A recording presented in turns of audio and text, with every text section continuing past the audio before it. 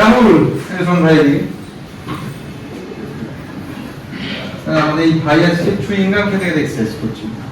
During exercise chewing gum খাওয়াটা কতটা risk factor সেটা একটু বুঝে দাও। আমি ওকে বারণ করেছি। চুইংগাম খেতে খেতে এক্সারসাইজ করলে ও নিজেও চুইংগাম ছাড়া এক্সারসাইজ করবে, আর চুইংগাম খেতে খেতে এক্সারসাইজ করবে ও নিজেও ফারাকটা বুঝবে। চুইংগাম খেলে তোমার যখন চুইংগামটা ছেড়ে মুখ দিয়ে বেশি স্যালাইভা রিলিজ করবে, ওই জন্য তোমার ডিহাইড্রেশন হবে, তোমার বারবার জল তেষ্টা হবে।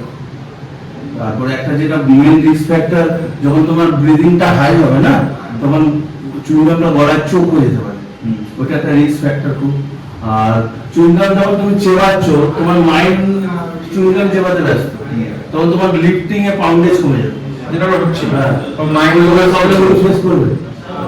তো চুইংগাম না খেয়ে এক্সারসাইজ যতটা করবে ততই ভালো।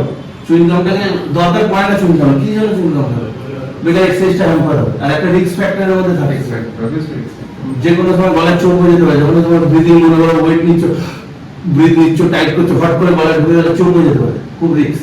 বডি ডিহাইড্রেট হবে, বারবার জল খাচ্ছি, জল খাচ্ছে, পাউন্ডেজ কমবে, পাউন্ডেজ কমছে কত?